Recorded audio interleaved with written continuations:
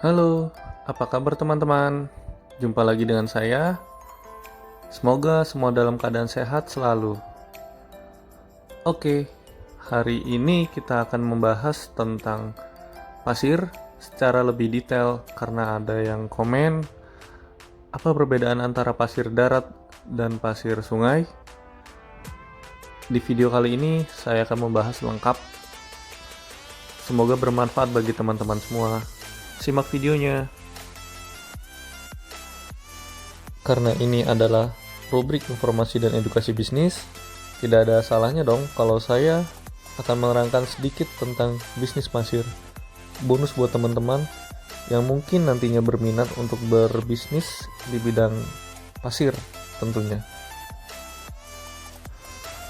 Pada hakikatnya, pasir adalah sumber daya alam yang tidak dapat diperbarui. Maka dari itu, kita harus memilah apa yang harus kita lakukan dengan tepat. Karena kesalahan sedikit dapat berakibat fatal dalam kerusakan alam. Hal utama yang harus kita perhatikan dalam berbisnis adalah legalitas. Karena ini dasar dan poin penting baik atau buruknya perjalanan bisnis Anda. Tentunya dengan legalitas yang lengkap, terutama adalah IUP-OP, maka setelah itu kita dapat mempertimbangkan untuk melangkah ke arah selanjutnya.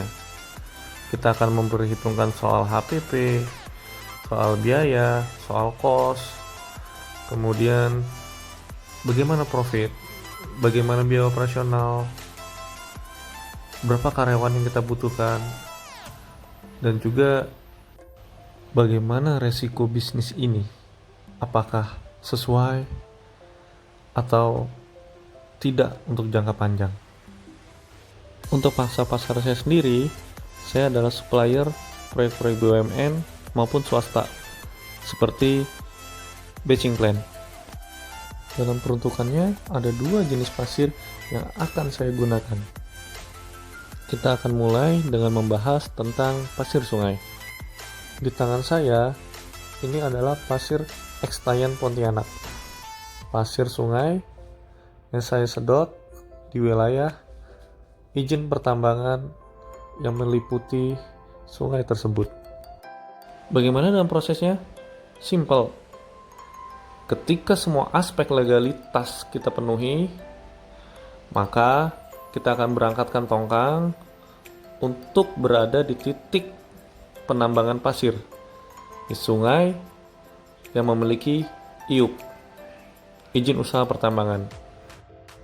Pasir tersebut akan dipompa dengan pompa berkekuatan tinggi, sekitar 2 atau 3 buah pompa yang akan menyedot pasir dari sungai langsung ke tongkang.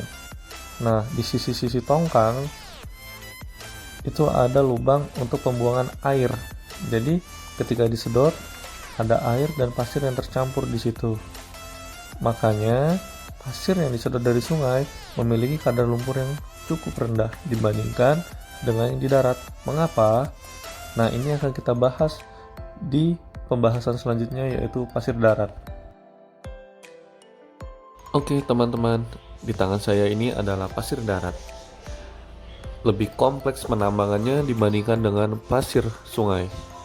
Karena kita harus menentukan lahan yang akan kita gali, kemudian kita kupas tanah yang ada di atasnya menggunakan ekskavator, hingga kita temukan deposit pasir itu sendiri.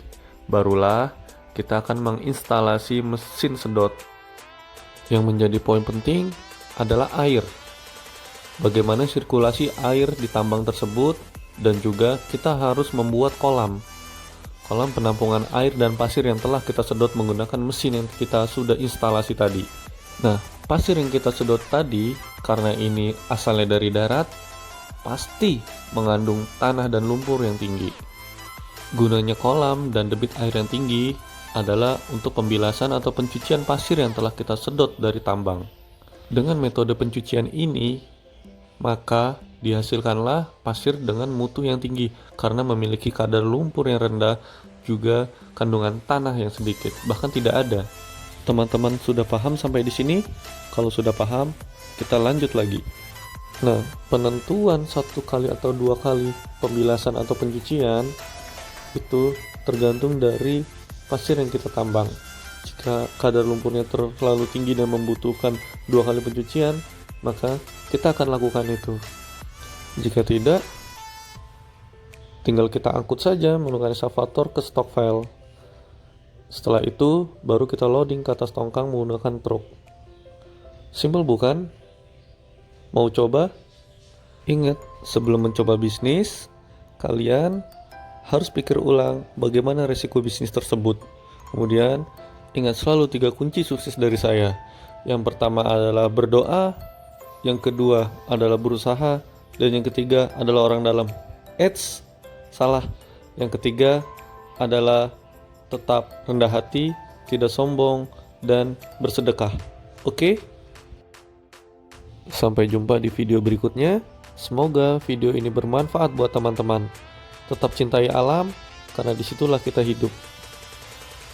Salam olahraga. Oh iya, jangan lupa di-share. Terima kasih. See you.